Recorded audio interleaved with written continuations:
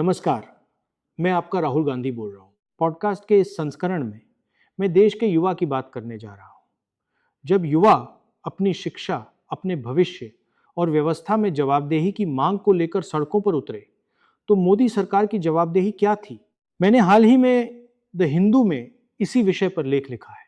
आज मैं आपके सामने यही विचार रखना चाहता हूँ और बात करना चाहता हूँ उन सवालों की जो सिर्फ हमारे छात्रों पर हुई हिंसा से नहीं, बल्कि उसके बाद सरकार की प्रतिक्रिया से भी पैदा होते हैं।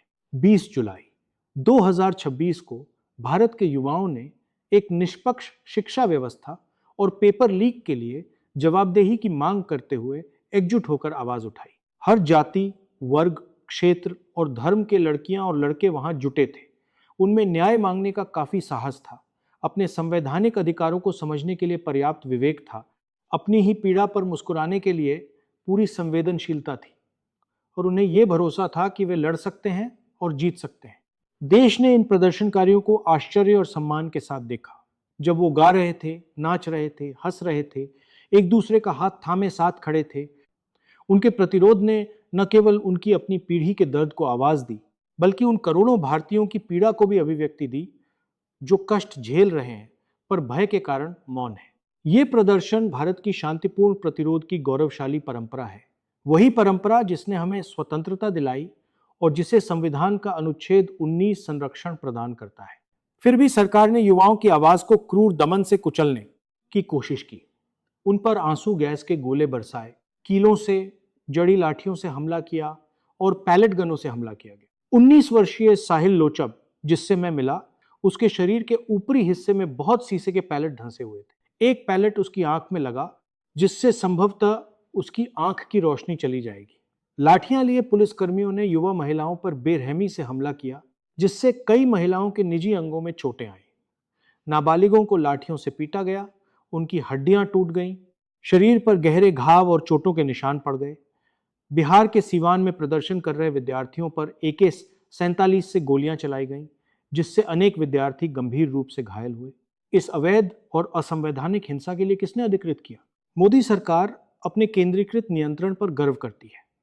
चाहे मंगल मिशन हो या ओलंपिक पदक, वो बार बार ये प्रचार करती है कि इसका श्रेय प्रधानमंत्री मोदी और गृह मंत्री अमित शाह को जाता है। उनकी अनुमति के बिना कुछ भी नहीं होता। यह हिंसा दिल्ली के केंद्र में संसद से मुश्किल से 500 मीटर की दूरी पर हुई। तैनात दोनों सुरक्षा बल, दिल्ली पुलिस और RAF, सीधे गृह मंत्री को रिपोर्ट करते हैं। केवल 2 संभावनाएं हैं। पहली, उन्होंने विद्यार्थियों पर हमले की अनुमति दी, ऐसी स्थिति में वे दोषी हैं। दूसरी, उन्हें इसकी कोई जानकारी ही नहीं थी, ऐसी स्थिति में वे पूरी तरह असमर्थ हैं। दोनों ही परिस्थितियों में गृह मंत्री होने के नाते उस दिन के घटनाक्रम की जिम्मेदारी उन्हीं की है और उन्हें इस्तीफा देना चाहिए।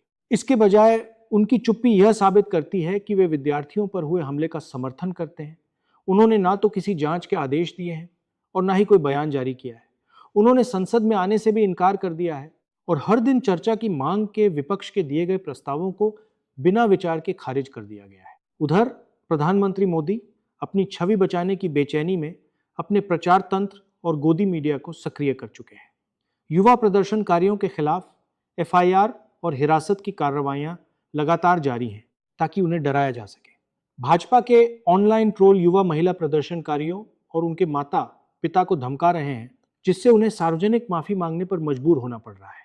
प्रधानमंत्री मोदी ने स्वयं एक वीडियो जारी कर भारत के युवाओं को माफ किया क्योंकि उन्होंने अपने विचार व्यक्त करने के वैध अधिकार का प्रयोग किया था। यह कितना विचित्र है कि एक प्रधानमंत्री अपने ही नागरिकों को माफ करे जो केवल जवाबदेही की मांग कर रहे हों। चूंकि प्रधानमंत्री मोदी स्पष्ट रूप से वास्तविकता से बिल्कुल ही कट चुके हैं, मैं उन्हें चेतावनी देना चाहता हूं। देश भर के युवा जाग गए हैं, उनकी छवि नष्ट हो चुकी है और अब वह छवि फिर कभी नहीं बन सकती। भारत का युवा उन्हें, गृह मंत्री शाह को या किसी भी अधिकारी को उनके गैरमुनासिब हरकतों के नतीजों से बचकर निकलने नहीं देगा। हम विपक्ष में युवा शक्ति के साथ खड़े हैं। हम इन अपराधों की सजा दिलाकर रहेंगे। 20 जुलाई 2026 को साहिल और भारत भर के हजारों युवाओं ने उन लोगों से जवाबदेही मांगी जिन्हें उन्होंने सत्ता में चुना था।